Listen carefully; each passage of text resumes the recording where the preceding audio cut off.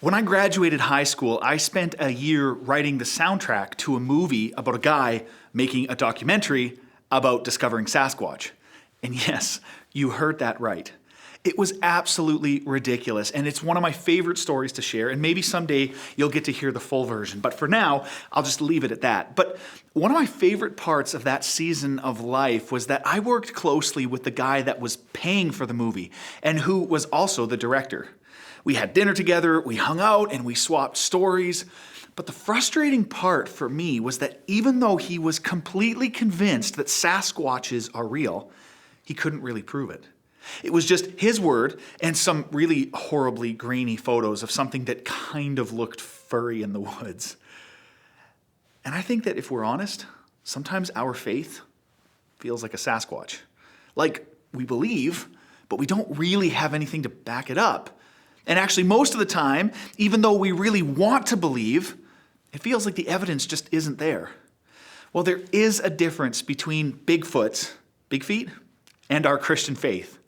You see, Sasquatch are easy to understand. They're big, hairy mammals, probably, and they allegedly live in the forest, but there's little to no evidence that they exist. Christianity, on the other hand, can be difficult to understand. I mean, it's the story of a God that rules over all creation, breaking through time and space to reveal himself to some creatures living on this terrestrial ball floating in an unimpressive corner of the galaxy. But there's actually a lot of evidence available if we spend the time to discover it. My questions about faith started very young. I've never been one to simply believe something because someone told me about it. And I also have never felt comfortable with simply relying on my personal experiences to rationalize my beliefs. I needed something more. I needed to go deeper and discover for myself whether my faith in God was founded on truth or was a waste of my time. Now, I wish I could tell you that it was a straight shot from questioning to complete and total understanding, but it's not that simple. If the God of the universe is who the Bible says he is, then my 3-pound brain is never going to completely comprehend him. But there is still a lot that we can understand, a lot that God has revealed to us, and a lot that just makes sense if you spend time to think it through, remain humble, and put in the work. Let's be honest, though, there's still a lot of questions about the Christian faith that keeps us up at night. And that's why for the next 8 sessions, we're going to focus on those questions. We're going to discover and discuss biblical, philosophical, and even scientific approaches to some of the biggest and most difficult questions surrounding Christianity. And we're calling this series Up at Night. And I'm hoping that by the end of it, we all walk away more convinced and excited about following God and discovering him for ourselves. And hopefully we can provide some perspective on the questions that keep us up at night. But before we dive into the first of our big questions and problems, I do want to acknowledge that there's just no possible way in the time that we have that we can cover all the angles and all the intricacies of each topic. So if you come away from our time together with a deeper question and a desire to know more, I'd be happy to point you in the right direction of resources that you can research and dig into. All right, let's get started. Our first question that keeps us up at night is, since evil and suffering exist, how can we claim that God is loving? We're going to explore this question in 2 ways. First, we're going to come at it from a human perspective. And then we're going to consider if an all-powerful, all-knowing, and all-good God can even be congruent with evil and suffering. Let's consider the human perspective first. A man named Charles Templeton wrote a book called Farewell to God, where he denounced his faith in the God of the Bible and instead embraced atheism. In that book, he wrote, "A loving God could not possibly be the author of the horrors we have been describing. Horrors that continue every day and have continued since time began and will continue as long as life exists. It is an inconceivable tale of suffering and death, and because the tale is fact, is, in truth, the history of the world, it is obvious that there cannot be a loving God." While this may seem like a weird place to start a sermon, this is one of the most often cited objections to the idea that there's a God, and that even if there is a God, he couldn't possibly be considered loving or caring. But together, we're going to explore some responses that will help us grapple with this question. First, God sees the whole picture. It's so easy to look at suffering and evil with an incredibly narrow perspective. We begin thinking that if God actually was loving, then he wouldn't let these types of things to occur. After all, Psalm 145:17 does say the Lord is righteous in all his ways and kind in all his works. What about James 1:17? Every good and perfect gift is from above. But this begs the question, is it true that love means nothing bad will ever happen? Let's do a thought experiment together. Imagine a bear caught in a bear trap. Now imagine a conservation officer finding that bear. Now, since it has become stuck in a trap, there's only one way to deal with the problem if you want to keep the bear alive. The CO must tranquilize the bear and then force the bear's leg deeper into the trap, causing more damage so that the trap can be disarmed and the bear can be released.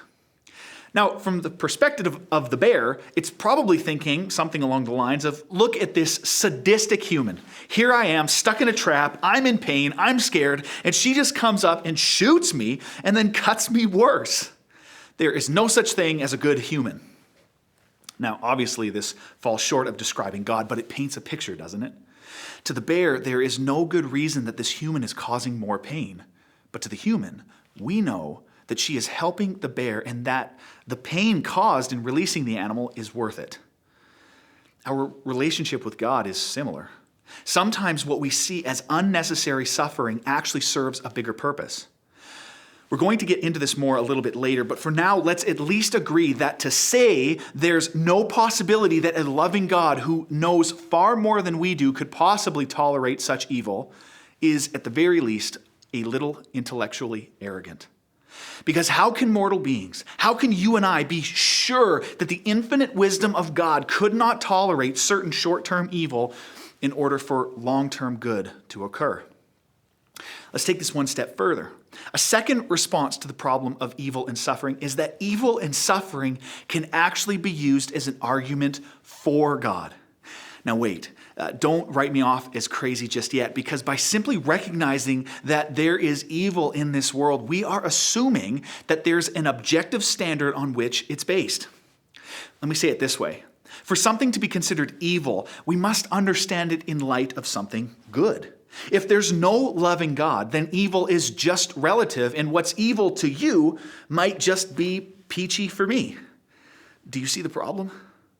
Let's take it one step further. If there's no God at all, certainly not a loving God, and the only thing that exists is matter that is augmented by evolution, we have to wrestle with the question of why things haven't evolved to simply do away with evil. After all, if it's all natural selection and we're getting better with time, then shouldn't it stand to reason that there'd be less evil today than, say, 500 years ago? What about 1,000 years ago or 3,000 years ago? But the reality is there doesn't seem to be any shortage of evil in our world. In the past 100 years alone, we've seen millions of people killed by egregious acts of evil. So what gives? Well, unfortunately, turning away from God and embracing atheism is actually a cheap answer. But why is it a cheap answer? Well, perhaps the biggest reason is that it robs death of meaning.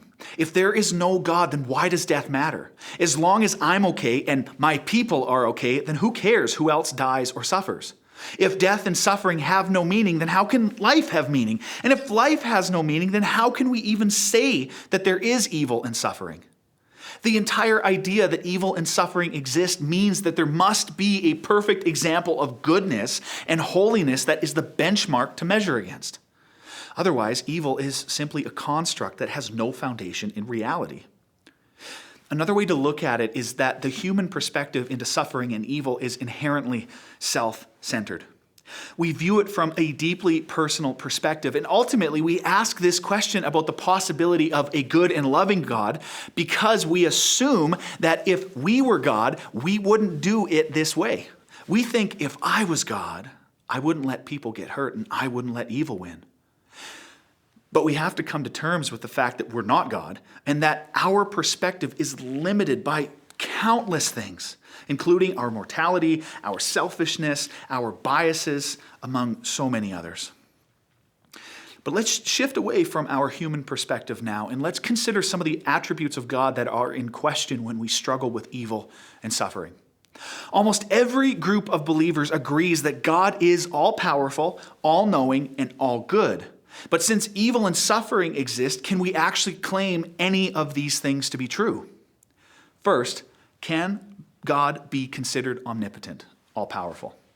We have to start by recognizing that if God is all-powerful, it still means he can't do certain things. Let me explain. God cannot make mistakes. And that may seem rather obvious, but it opens the door for other illogical behaviors as well. For example, God can't make self-contradicting things like a round square. He also can't make 2 + 2 = 17.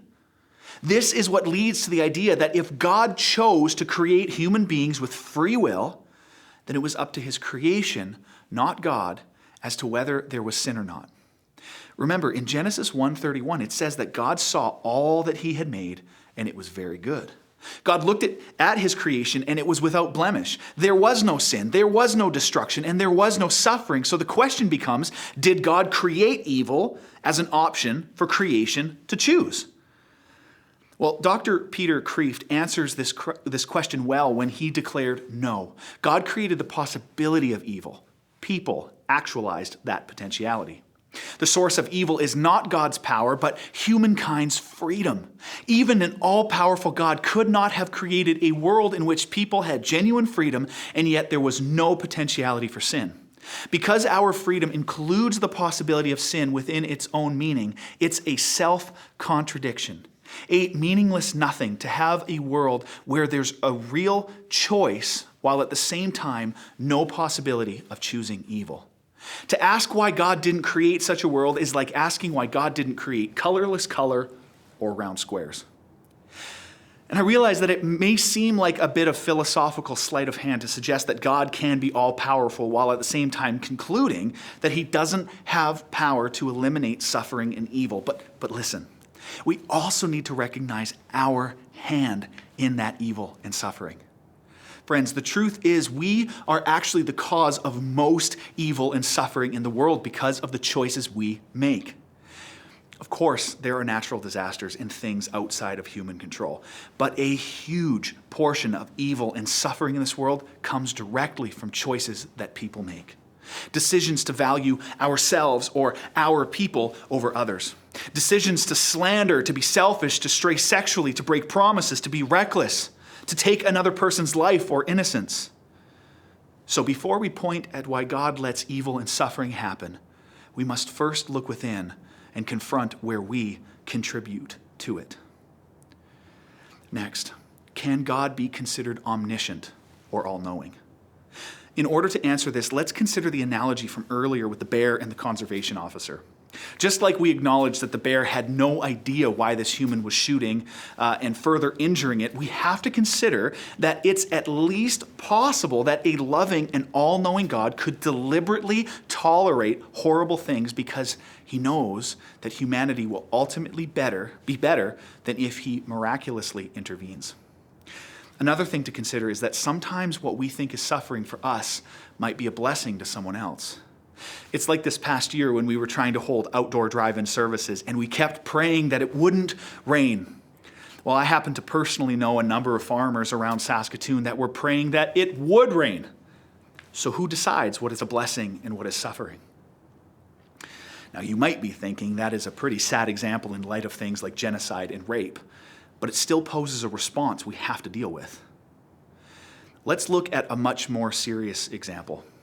The book of John in the New Testament records that after Jesus had been brutally beaten and mercilessly mocked, he hung on the cross, slowly dying, while right there, watching the whole thing, stood Jesus' mother, his mother's sister, and a number of his close friends and disciples. Jesus exemplifies in the most radical way that what seemed completely absurd and horrific to those watching was actually what the world needed most. A horrible tragedy brought about the most glorious resurrection and the most meaningful moment in all of history. Friends, we have to at least consider that if God exists, he must be all-knowing. And if he's all-knowing, then we have to accept the fact that he knows more than you and me. So if God is all-powerful and all-knowing, does that necessarily mean that he must also be all good? It's kind of like a student thinking that they can have a social life, good grades, and sleep. But in reality, all the students know, most of the time you can only choose 2 of those 3 things. A lot of people have speculated that you can have only 2 of these 3 characteristics of God. You can't have an all-powerful, all-knowing, and all-good God. It just doesn't jive. So the question is, can God be omni-benevolent, all good? We should start by acknowledging that good is an ill-defined word. We've mentioned it already, but what's good for you might not be so good for me. So let's establish that when we say God is omni-benevolent, all good, we are saying that he is always working for the good of humanity over the course of all eternity. Let me start here by giving an example of children. As parents, we're entrusted to teach our kids and to give them the best opportunities to become faithful, passionate, and functioning members of society. Morgan and I believe very strongly, and we talk about it often, that we're not raising daughters. We're actually raising fellow sisters in Christ. So there are times in the learning process and the growing process that I have to let my kids fail. I have to let them get hurt and let them discover the world for themselves. Every month we order something called a koala crate. It's basically a box that comes with activities that teach STEM to children. But there are times when one of the projects in the box is really challenging for one of my kids. Sometimes they get frustrated and angry, but if I jumped in and saved them every single time they were struggling, what are the chances, do you think, what are the chances that they would learn how to do it on their own? The fact is, we know that struggles develop strength, that moral character is built through hardship. In fact, listen to what Paul writes in Romans 5, verses 3 and 4. We also glory in our sufferings because we know that suffering produces perseverance, perseverance, character, and character, hope. The purpose of this life isn't to accumulate the most comfort we can possibly scrape together. Ultimately, the purpose of this life is to prepare us for eternity. Our time in these bodies is meant for something so much more. Even Jesus knew suffering and experienced evil firsthand. Check out what the author of Hebrews records about Jesus. During the days of Jesus' life on earth, he offered up prayers and petitions with fervent cries and tears to the one who could save him from death.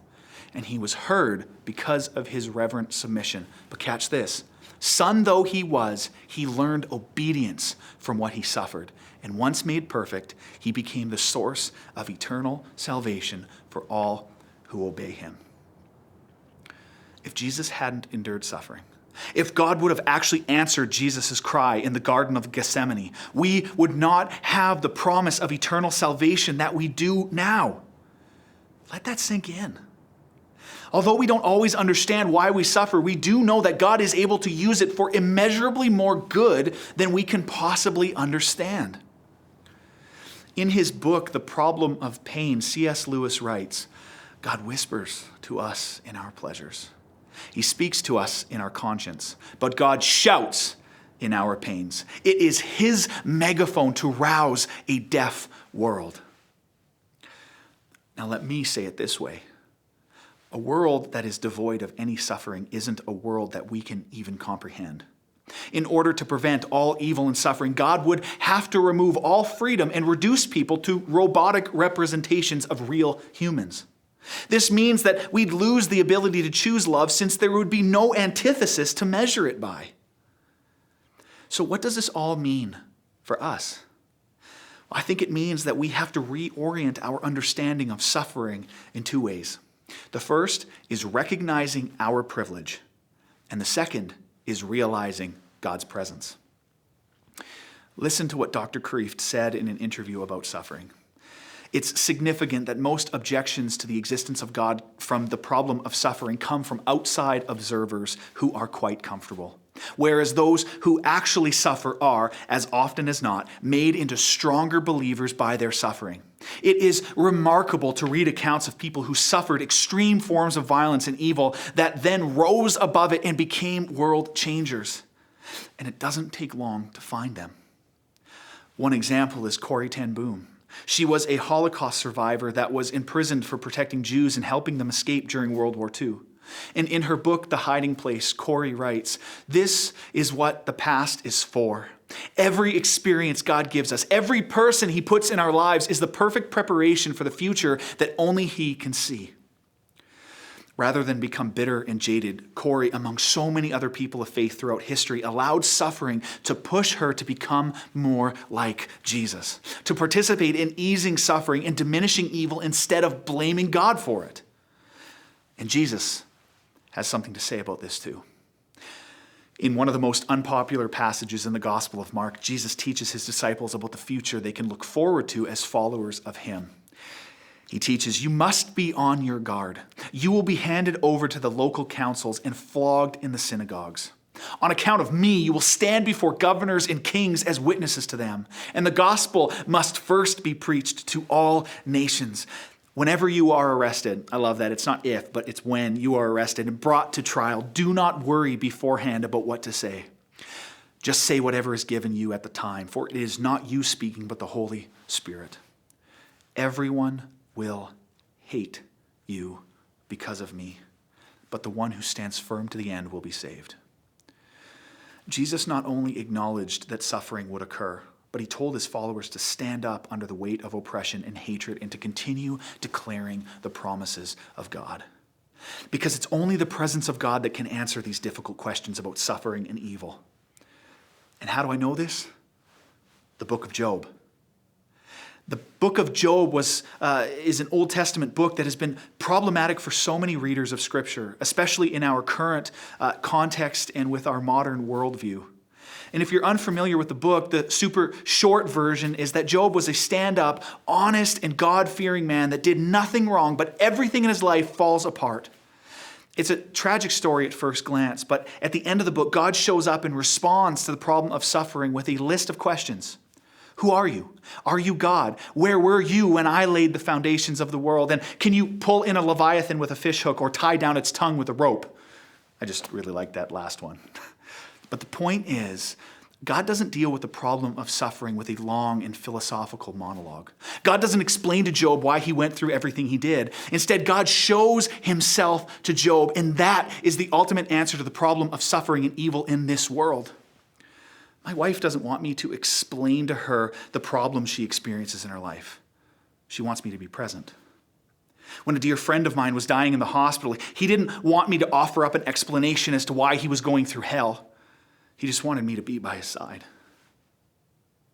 The reality is that we'll never fully understand suffering and evil on this side of heaven. But because God sent Jesus, and because we have access to God, we have access to the strength that we need to overcome anything we experience in this life. Corrie ten Boom acknowledged this while she suffered at the hands of the Nazis in a concentration camp when she wrote, "No matter how deep our darkness, he is deeper still." Jesus knows our pain and suffering. He walked in our human nature so that he could relate to us. And that is one of the most beautiful and convincing reasons that I am a Christ follower today. In the final words of his chapter on this exact question about suffering and evil, Lee Strobel quotes an incredible pastor named John R. W. Stott. And I'd like to close with this quote as well. John writes, "I could never myself believe in God if it were not for the cross. In the real world of pain, how could one worship a God who was immune to it? I have entered many Buddhist temples in different Asian countries and stood respectfully before the statue of Buddha, his legs crossed, arms folded, eyes closed, the ghost of a smile playing around his mouth, a remote look on his face detached from the agonies of the world. But each time, after a while, I've had to turn away. And in my imagination, I have turned instead to that lonely, twisted, tortured figure on the cross. Nails through his hands and feet, back lacerated, limbs wrenched, brow bleeding from thorn pricks, mouth dry and intolerably thirsty, plunged in God-forsaken darkness. That is the God for me. He laid aside his immunity to pain. He entered our world of flesh and blood, tears and death. He suffered for us. Our sufferings become more manageable in light of his. There is still a question mark against human suffering, but over it we boldly stamp another mark, the cross, which symbolizes divine suffering. The cross of Christ is God's only self-justification in such a world as ours. So, my dear friends, don't stop asking questions and don't stop pursuing the answers. But in the midst of it all, let's continue to return to the cross of Jesus, where God intersected with our human nature and temporarily became one of us so that eternally we could be with him.